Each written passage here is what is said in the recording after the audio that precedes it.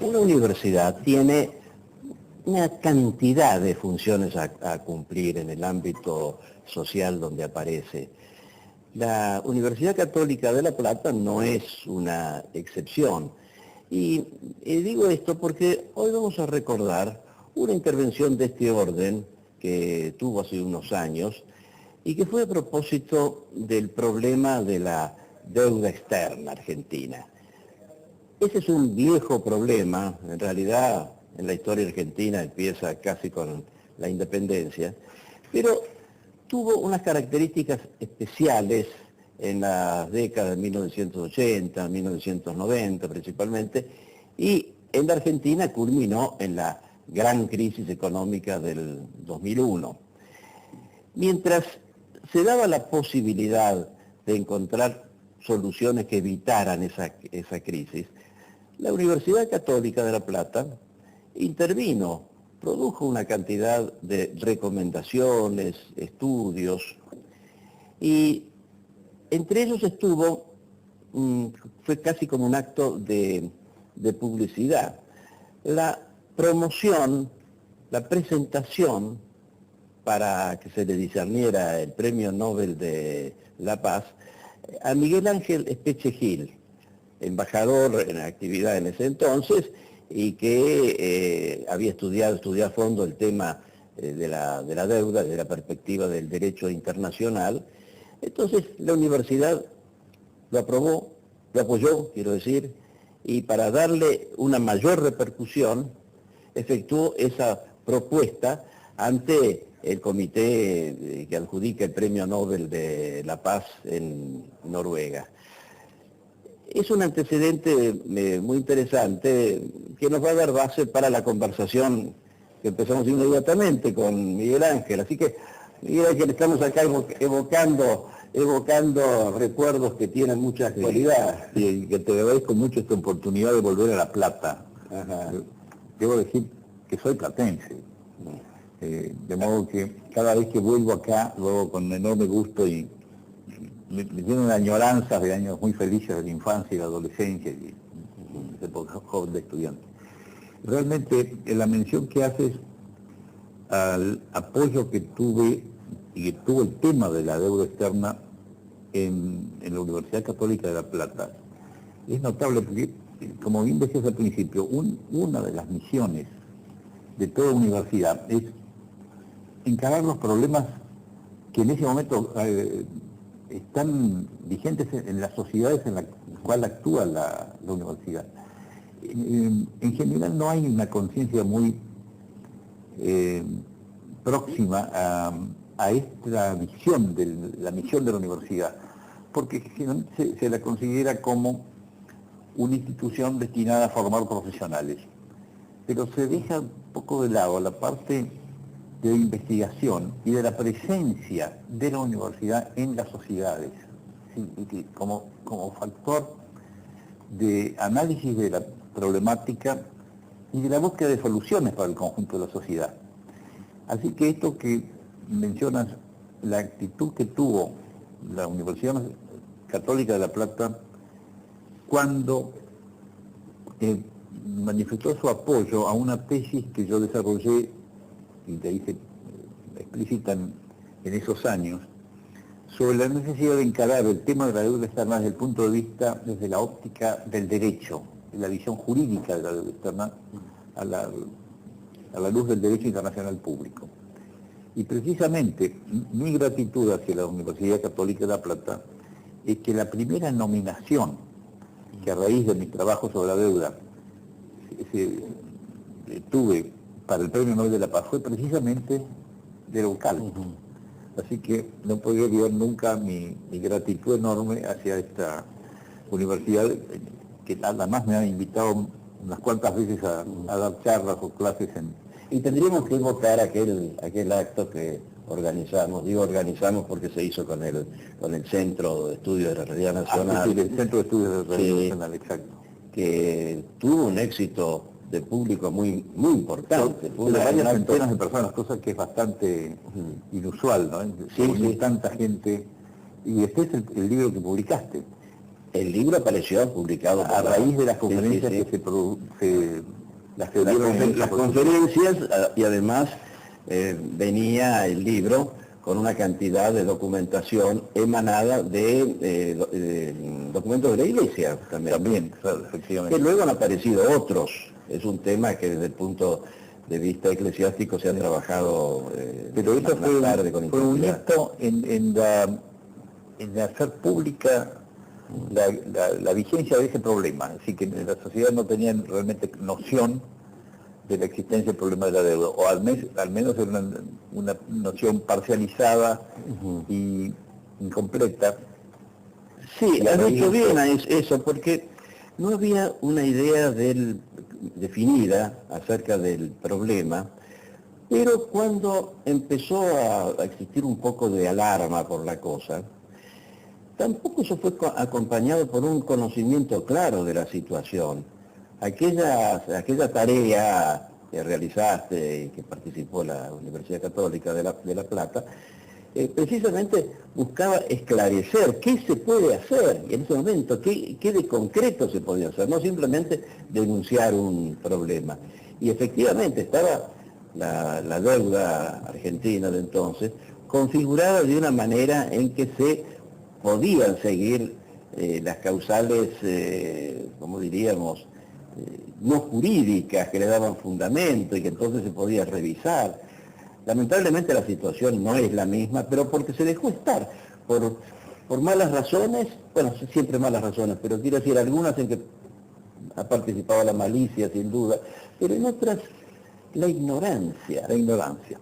Una ignorancia que llega a la conclusión de que en gran medida es una ignorancia implantada en la sociedad.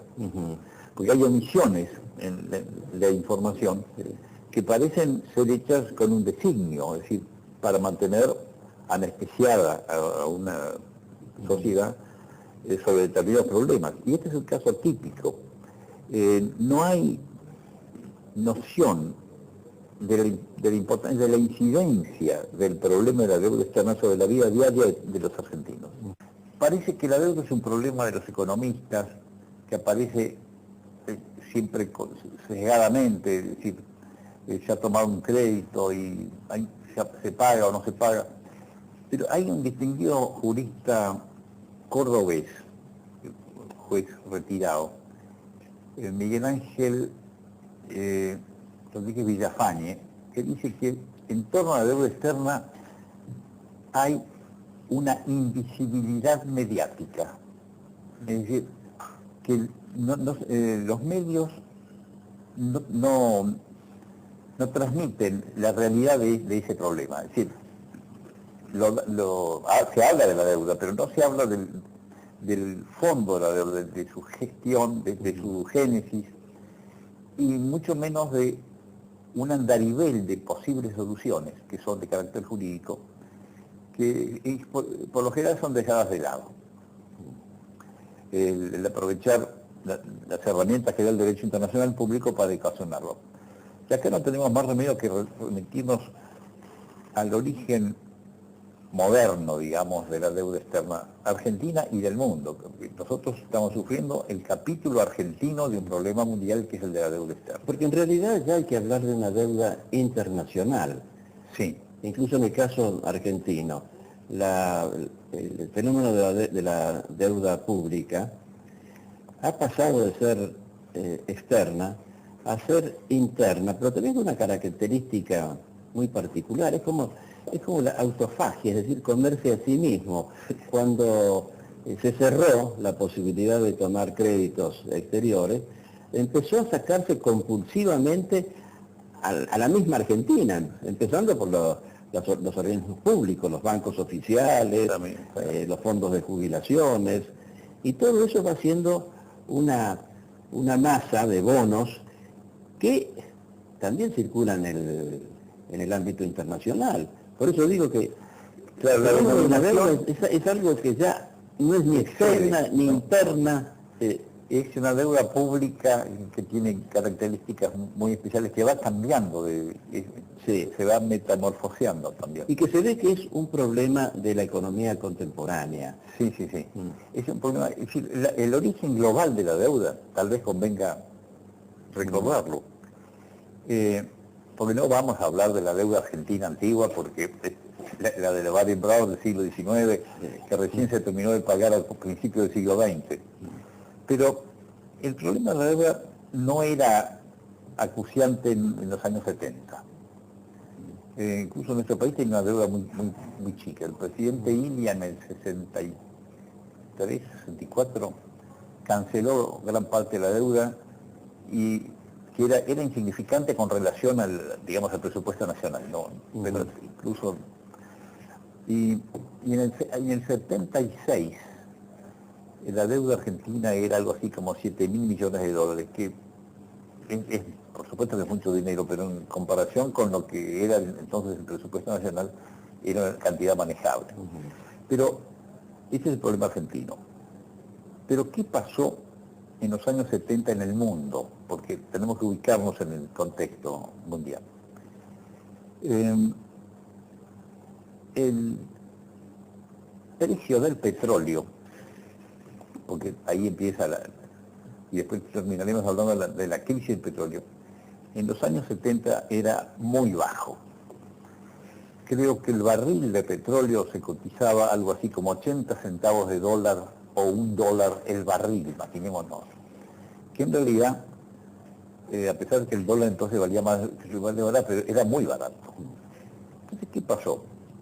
Los productores del petróleo, en el mundo, los países productores de petróleo, principalmente los del Medio Oriente, organizaron una entidad que se llama la OPEC, la Organización de Productores de Petróleo, y tomaron una decisión de carácter de enorme repercusión política y económica, que es de aumentar el precio del petróleo que producían ellos. En vez de cobrar a los países industriales, que son los grandes consumidores de combustible, $1, en muy poco tiempo lo subieron a $15 el barril. Esto produjo un descalabro en la economía mundial, porque todos los países industrializados que contaban con este combustible a precio tan insignificante, de pronto tuvieron que pagar por él un precio mucho más alto y más razonable. Trajo una gran complicación, pero los beneficiados, que fueron los países del Golfo, se vieron inundados por una masa de petróleo a raíz del aumento del precio del dólar, a raíz del aumento del precio del petróleo. Así las cosas, esa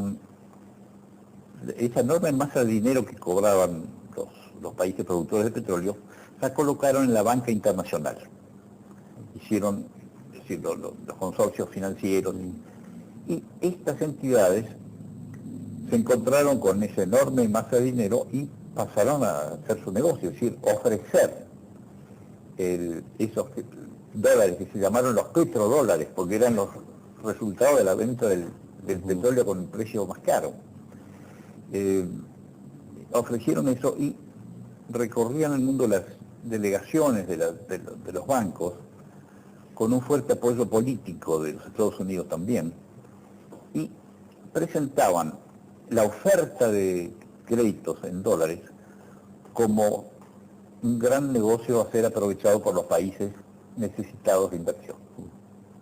Entonces, que es una opción casi imposible de rechazar, tanto por parte de los gobiernos como por los particulares. La oferta de créditos, en principio barato, la posibilidad de consuma ahora, pague después, es muy difícil escapar a de la plata dulce. Claro. Y en el orden político, porque es muy importante lo que has dicho de la política, también porque si un gobierno reflexionaba en el sentido de que no convenía endeudarse porque en el futuro quizás no se podría devolver esas sumas, lo que fuere, ¿no?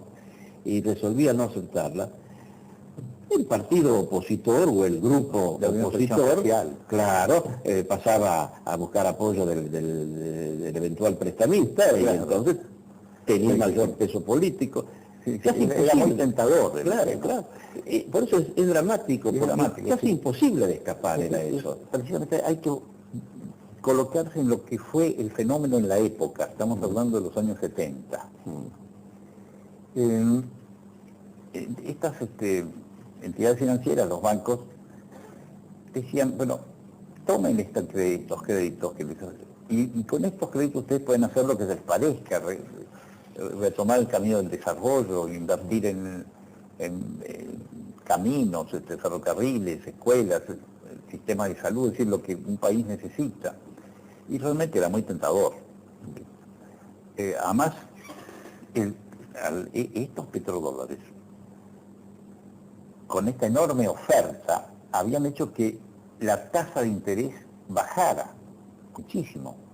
La tasa máxima de interés que se pagaba por el dinero en el mundo en esa época era 6% anual. Era impensable un punto más que eso. Y entonces estaban en 1% y a veces con tasa casi cero, negativa. Como tú dices, era muy tentador el tema. Ahora, así las cosas, los países, vamos a hablar del ámbito nuestro, latinoamericano, los países latinoamericanos en su conjunto tomamos algo así como 300.000 millones de dólares, 300.000 más 6 ceros. De dólares de más valor también. De dólares, entonces, sí, por supuesto. Y estaban distribuidos en miles de contratos, porque eran los gobiernos nacionales, gobiernos provinciales, empresas públicas, empresas privadas. Ante esa disponibilidad tomaban estos créditos, pero en Estados Unidos mismo surgió una voz de alerta digamos, del corazón del mundo, del primer mundo, nada menos que Robert McNamara, que fue un destacadísimo político y economista americano, que fue ministro de defensa del presidente Kennedy, y había sido presidente del Banco Mundial, así que estas cosas se entendía. De Kennedy, de Johnson, y siempre conservó un ascendiente. Es cierto, después también, con Johnson, siempre tuvo mucho ascendiente en la política americana. Advirtió, es riesgoso otorgar créditos a países si esos créditos no están vinculados directamente a un plan concreto de desarrollo o a una obra de estructura, un dique o una vía navegable, es decir, pero prestar la plata así sin destino es peligroso. Fue profético, porque esos 300.000 millones que tomamos los latinoamericanos en los años 70, repito, sufrieron el siguiente fenómeno. Como les había dicho, el precio del dinero, la tasa de interés era como máximo 6%. Es decir, no era imaginable que se pudiera tomar un crédito con más de ese interés, por esa disponibilidad enorme. Pero ¿qué pasó a fines del año 79, principios del 80? Ocurrió lo que los economistas denominaron el recalentamiento de la economía de Estados Unidos.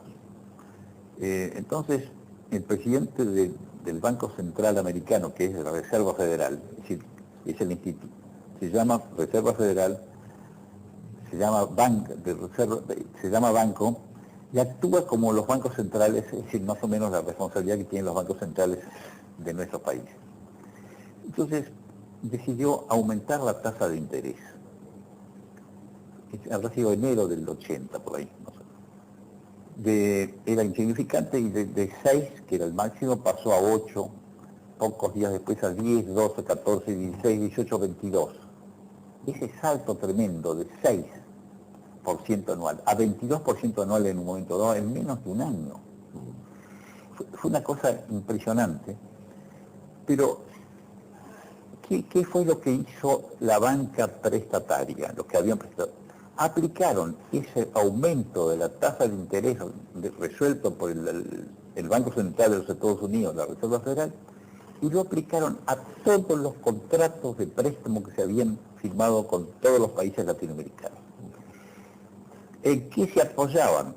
en que los contratos de préstamo no habían establecido una tasa de interés determinada para para su cumplimiento, para su pago, sino que eran cláusulas que decían que la tasa de interés iba a ser establecida por los acreedores de acuerdo con las fluctuaciones del mercado financiero. Es decir, era bastante vago. Que nunca se había pensado en la posibilidad de que fueran tan intensas las oscilaciones. Entonces, ¿qué pasó? Aplicaron esos aumentos de la tasa de interés decidida por la Reserva Federal a todos los contratos, a los miles de contratos. Quiere decir que esa masa de 300.000 millones que habíamos tomado en préstamo empezó a sufrir ese aumento que llegó a 22, bajó después de 22, pero el daño estaba hecho porque esos intereses que se iban aumentando en un anatocismo desenfrenado significaron que en los años siguientes, entre el año 80 y el 89, por aquellos 300.000 millones, todos los países latinoamericanos hubiéramos desembolsado, pagado, en concepto de interés, 750.000 millones. Por aquellos 300.000 millones pagamos efectivamente, a raíz de ese aumento de la tasa de interés, la suma de 750.000 millones. Es una barbaridad. Si no es, y hablo en el año 89, cuando se produce esto, pero eso no era lo peor, porque si se hubiera terminado el problema ahí, bueno, habríamos terminado con el problema. Pero la deuda todavía había crecido otros 700.000, con lo cual era el cuento de nunca acabar, porque el anatocismo, que es intereses sobre intereses, por más que se paguen intereses, nunca se consigue, ni siquiera pagar los intereses, cuanto menos el capital. Que ese es el viejísimo problema de la usura. El que entra en el circuito de la usura como víctima, el gran problema es que no tiene cómo salir. No puede salir, es decir, dentro del mecanismo no hay salida, el mecanismo financiero no hay salida. Entonces, ¿cuál fue la visión que tuvimos del problema ya en el año 81-82? Que como estudiosos del derecho internacional público quisimos hacer un análisis desde esta perspectiva, de esa disciplina jurídica. Entonces llegamos a la conclusión de que ese aumento de la tasa de interés fue un acto de usura, pero es una usura de carácter planetario, es decir, no era la usura del usurero de barrio que se aprovecha del farmacéutico con dificultades económicas y le hace firmar pagarés. No, pero entonces la enormidad del problema hizo que se perdiera de vista su perversidad. Además, no había conciencia de esta secuencia del aumento de la tasa de intereses. Además, la información que daba la prensa era totalmente circunstancial, pero no había una visión de conjunto del tema. Entonces, el derecho internacional público, que como he sabido, tiene tres fuentes principales, que son la costumbre internacional, los tratados internacionales, la costumbre internacional y los principios generales de derecho. Estos principios generales del derecho no son ningún misterio porque los estamos viviendo a diario, porque son como, digamos, el aire de la vida social, el respeto a estos principios. Cuando decimos que cuando se causa un daño hay que indemnizar, me dirán, bueno, el chocolate por noticia, pero eso es el cumplimiento de un principio de derecho, antiquísimo, que está en todas las legislaciones, en todo. Y con la misma antigüedad se lo vulnera también a cada rato. Por supuesto, cuando dice que nadie puede ser juez y parte en una controversia, lo mismo. Es decir, son principios, podría llamarse de derecho y de derecho natural, apoyados en el derecho natural, que viene a través del derecho romano, pero básicamente son de derecho natural. Entonces, evidentemente, esa acción de los bancos a través de este aumento ilimitado, porque podría no haber tenido límites de la tasa de interés, estaba incurriendo en un acto de usura. Y el castigo a la usura, a las prácticas usurarias, es un principio general del derecho que está en todas las culturas jurídicas históricas y en todas las legislaciones, como tantos otros principios de derecho, de modo que esa acción vulneró una de las fuentes del derecho internacional público, que es el de este principio de derecho que reprime la usura. Así que es notable, te voy a hacer una interrupción, es notable cómo en el ambiente jurídico católico aparece tan claramente la escuela de Salamanca, que es la escuela de los dominicos, después de jesuitas, Victoria, en Salamanca, claro. Sí, que pensaron los problemas económicos que se comenzaron a dar en el siglo XVI, con los cambios de la economía mundial. Bien. Y uno de los temas centrales es precisamente el de la usura. Así que se ve la relación que tiene, claro, que tiene la usura con la ética y con la teología moral. La teología moral. Así que están imbricados estos temas, sí. De modo que en ese momento dicen, bueno, esta es la descripción del problema desde el punto de vista jurídico, pero ¿qué solución podemos darle a esto? El derecho internacional público contemporáneo no está tan perfeccionado como las otras disciplinas jurídicas que tienen los países con mecanismos para obtener justicia en los tribunales. De modo que podríamos ensayar una vía que es buscar que un país o un grupo de países víctimas de esta exacción que significó el aumento unilateral de las tasas de interés, consiguiera que la Asamblea General de las Naciones Unidas, por medio de un pedido de un país o de varios países, le decidiera pedirle a la Corte Internacional de Justicia de la Haya una opinión consultiva sobre estos hechos que determinaron la crisis de la deuda, es decir, una visión jurídica, una opinión de la Corte sobre si esos hechos fueron o no usurarios. Y que por consiguiente llevara a una modificación de la relación entre las partes. Claro, el objetivo básico de esa, no como una sentencia, porque las opiniones jurídicas de la Corte de la Haya, que son una particularidad de este tribunal, que nosotros nos parece difícil, porque nosotros estamos acostumbrados a ver los tribunales como emitiendo fallos judiciales o sentencias, pero no dictámenes.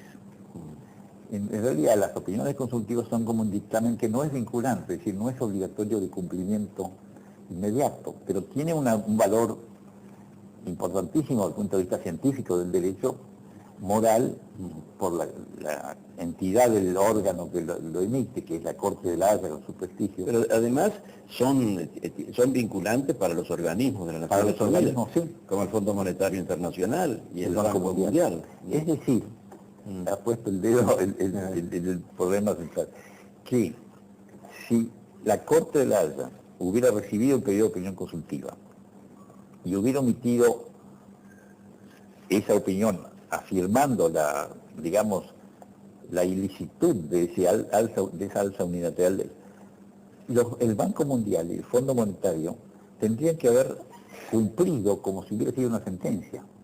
Es decir, no hubieran permitido más la continuidad de esa seguidilla de exacciones a través de la deuda.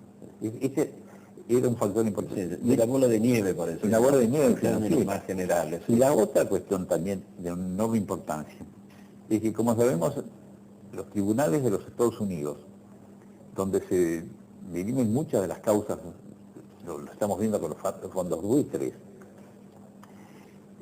los tribunales de Estados Unidos aplican o tienen que aplicar el derecho internacional como ley de la tierra. Es decir, ellos consideran unívocamente el tema del derecho, es decir, que no podrían permitir que en los tribunales se permitiera la exacción que significó en tantos casos los juicios contra los países que habían incurrido en falta de pago, digamos. Así que tenía su visión Ahora, siempre me acuerdo, me criticaban diciendo, pero eso es muy ilusorio. Y bueno, yo recurrí a la máxima autoridad de la época, que era nada menos que el presidente de la Corte Internacional de Justicia, que fue un gran argentino, el embajador José María Ruda. Cuando le presento el caso, es decir, la propuesta esta, me dijo, mire Miguel Ángel, si este tema es presentado hoy, yo pienso que de los 15 jueces, habrá por lo menos 10 que voten por una opinión consultiva que atienda lo justo que es la situación de los países europeos. Y seguramente los otros 5 es dudoso, pero de 10 a 5 ganaría la posición favorable a los deudores. Así que con ese aliento, nada menos que y que además se sumó la voz de otra autoridad en la materia, que fue otro gran presidente de la Corte Internacional de Justicia antes de Ruda, Eduardo Jiménez de Arecha, un gran jurista uruguayo, que estaba totalmente de acuerdo con esta posición. Ojalá haya un país que se anime a presentar el proyecto en la Asamblea de Naciones Unidas para pedir la opinión de la Corte Internacional de Justicia sobre el tema de la deuda. Es decir, en esa época, el principio de solución que podía haber de este problema era de orden internacional. Era conseguir una declaración con esos alcances que hubiese influido, bueno, ahora no estaría el tema de los fondos buitres, por ejemplo, en la legislación norteamericana habría consideraciones que en definitiva serían favorables para la posición del país, sí, seguro. Cosa que también nos lleva a un punto anterior de nuestra conversación, la impericia con que se ha manejado este tema. Se abandonó el ámbito internacional. Yo recuerdo hace poco tiempo, no sé, pero poco tiempo, hubo una votación en la Asamblea de las Naciones Unidas que parecía coincidir con esta postura y se la invocó políticamente como que ya se la había logrado, pero otra vez se manifestó la impericia. Era un ámbito que no generaba ningún... Totalmente irrelevante. Totalmente irrelevante, puramente declaratorio. No tenía ninguna posibilidad operativa. Si se hubiera hecho, todavía si se hubiera hecho la propuesta originaria, es decir, hubiera tenido un andamiento tal vez positivo, pero... Y estaría en último caso esperando turno. Sí. Porque el tema del endeudamiento internacional, de la crisis financiera, está reclamando una solución al margen de la situación argentina. Claro, válido para todos. Claro, en el mundo uno de los temas centrales que plantean hoy los economistas es que hay una desproporción entre el impulso de las finanzas y la de la economía. Porque claro, la economía moderna es una economía en permanente expansión.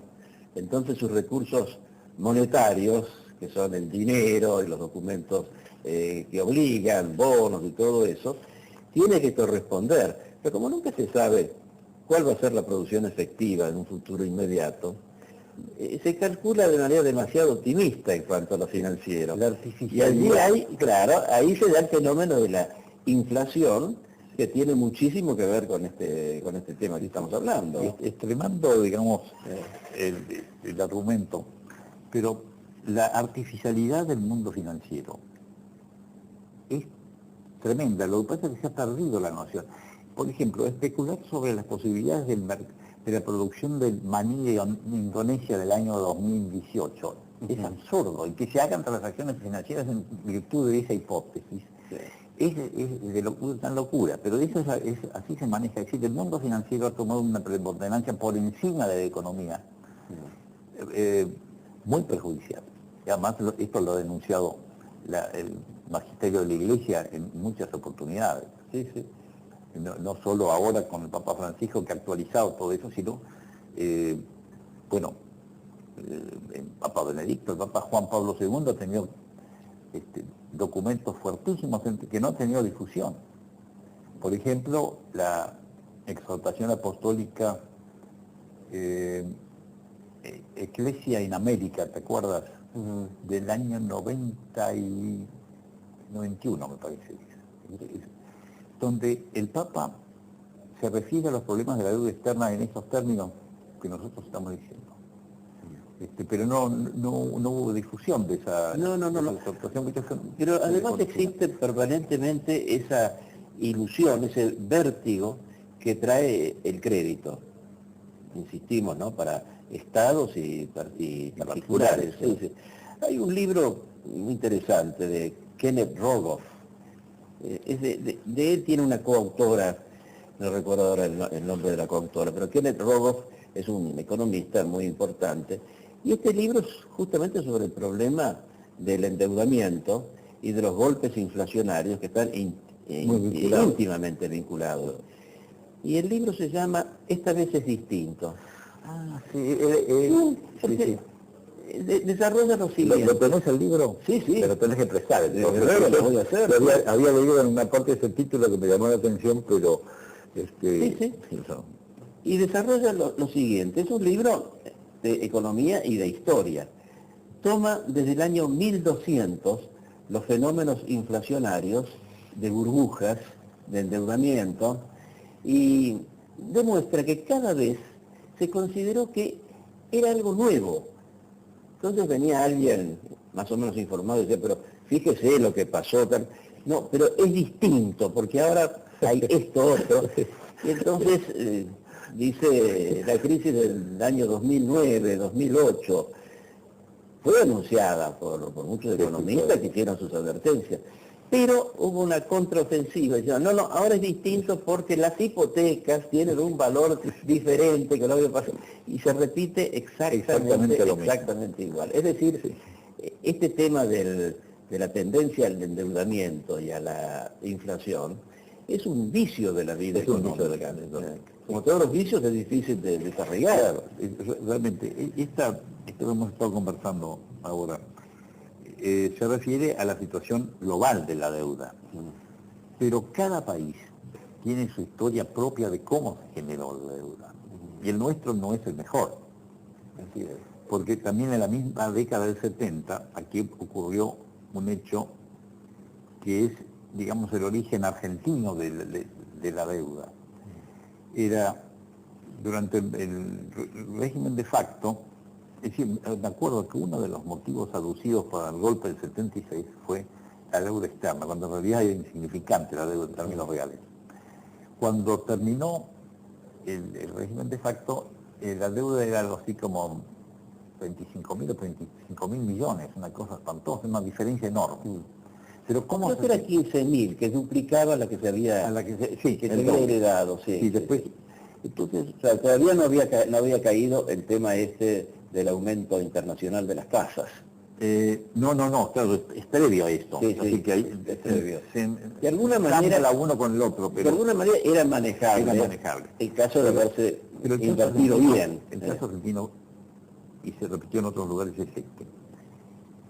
Cuando todas las empresas, o gran parte de las empresas privadas que tomaron los créditos en los años 70, tenían la idea de que lo que iban a pagar de interés era la insignificancia que mencionamos, no pasaba de 6. Cuando empezó el alza unilateral en enero del 80, se vieron desesperados que tenían que pagar una cantidad enorme. Entonces, ¿qué fue lo que hicieron en el año 82? Consiguieron que el Banco Central asumiera todas las deudas en dólares de las empresas privadas y públicas, a cambio de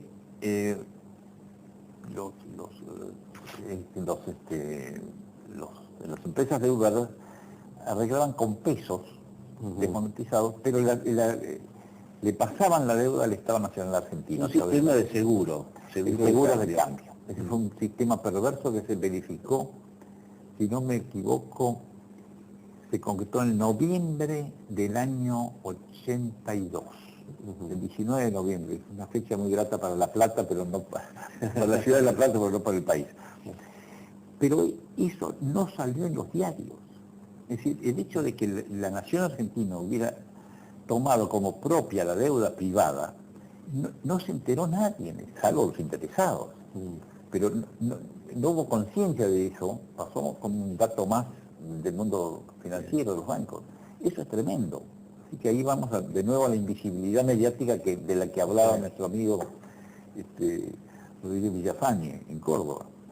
Así que ese fue el gran, en lo que respecta a Argentina, el gran problema. Y además, otro hecho gravísimo, muchas de esas deudas supuestas no eran tales, porque ocurría que, por ejemplo, un banco X tenía una ganancia de 100 millones de dólares y mandaba esa ganancia a su central en Boston o en Europa, qué sé yo.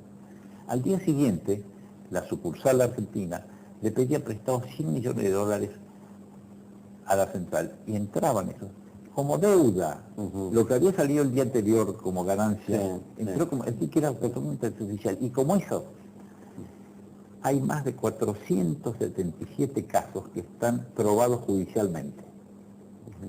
En una serie de causas judicial iniciada por un gran argentino, un gran patriota que fue Alejandro Olmos, un periodista muy sagaz y muy investigador notable, que fue descubriendo estas trampas de muchas de las empresas e inició una acción judicial en el fuero federal, que se llamó la causa Olmos, que fue en los años 80 el inicio, y que recién en el año 2000 tuvo sentencia. Fue en mayo del 2000, me parece.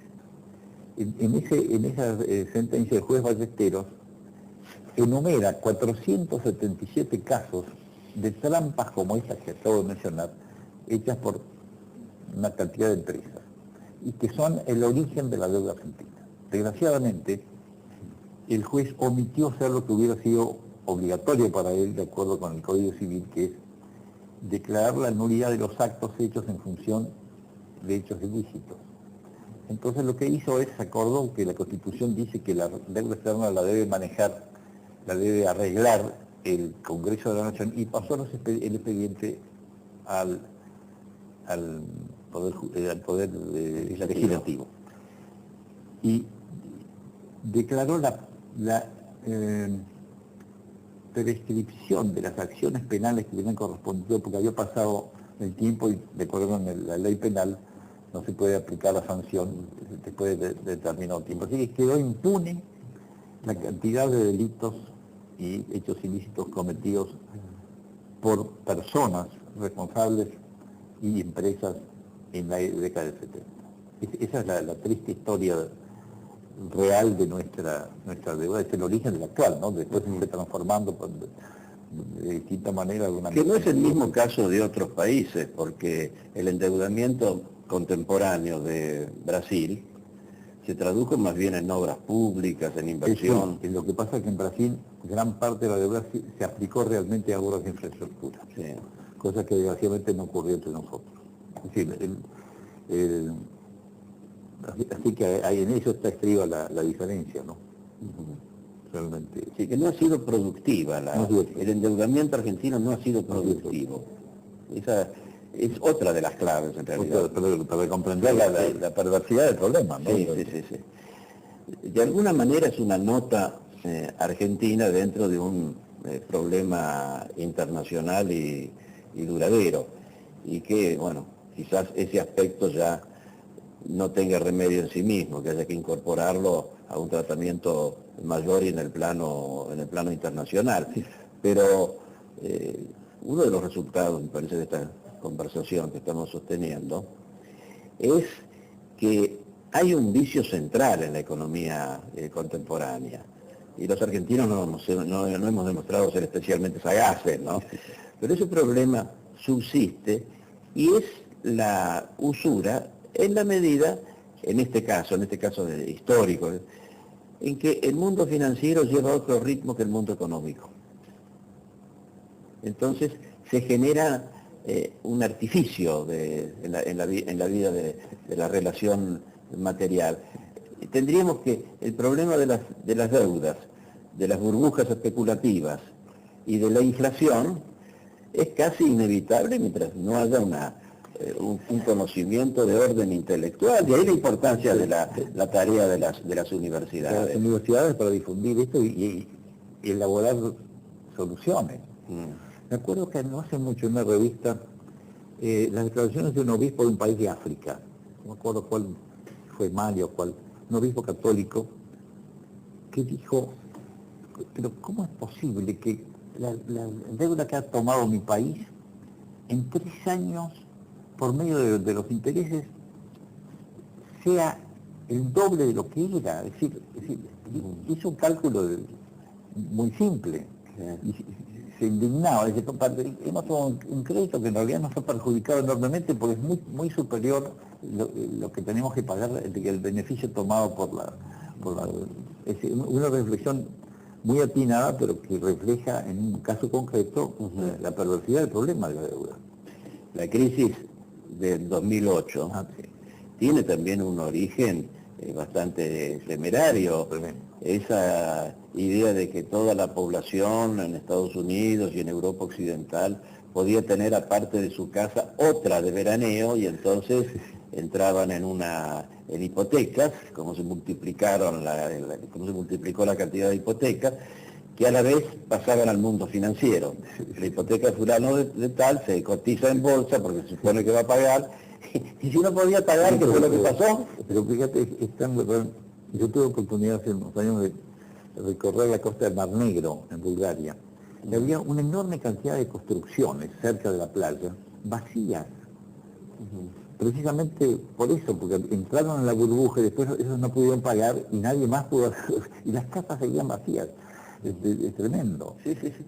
Y el banco acreedor quería venderla, pero no había compradores.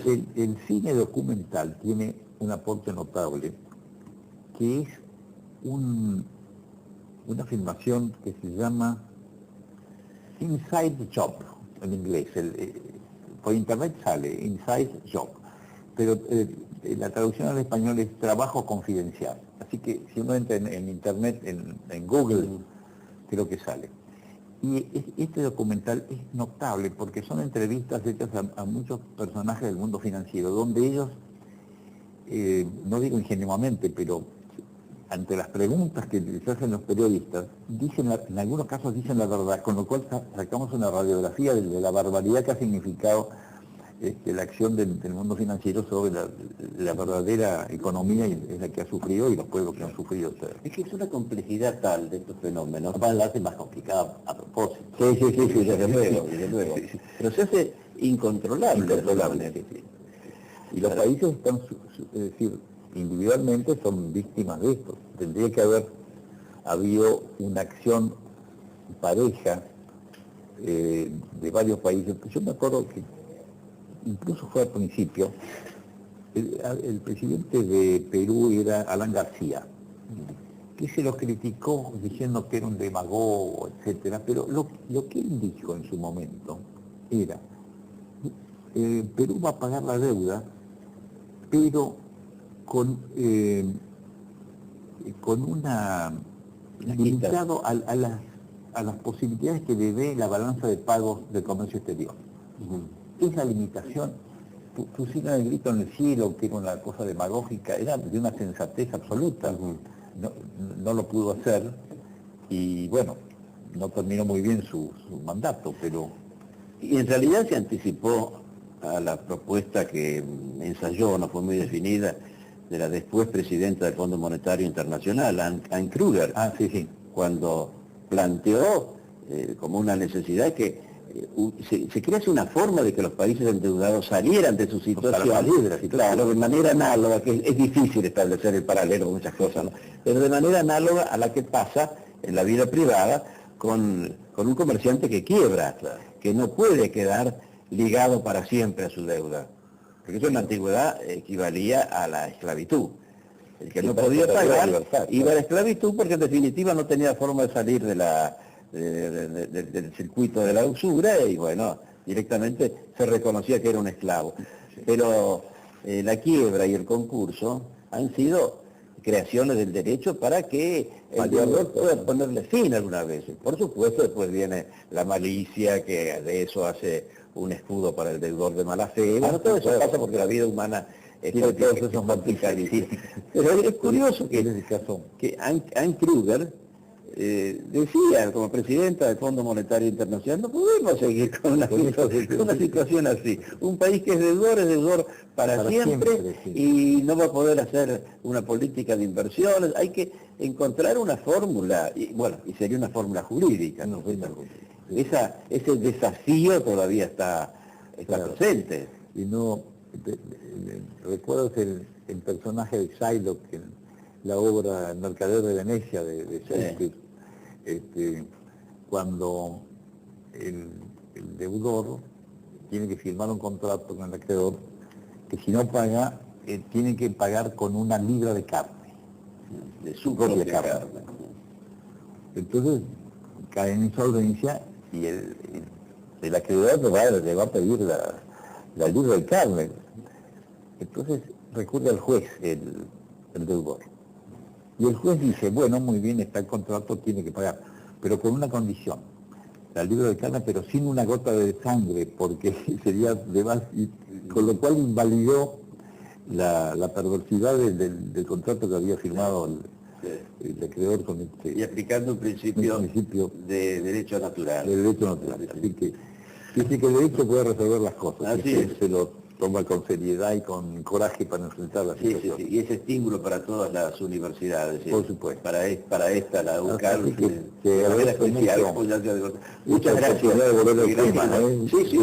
Y además hemos dejado algunos temas pendientes sobre La Plata y... sí, bueno, los temas gratos también vamos a tener que abordar. Sí, porque en un tiempo tuviste una relación especial con la universidad a propósito de la llamada cátedra Chesterton. Sí, efectivamente. Bueno, pero eso quedará para otra vuelta. Especialmente para otra conversación. Sí. Muchas gracias. Y nosotros nos veremos en nuestro próximo encuentro, siempre aquí en Somos La Plata. Hasta entonces.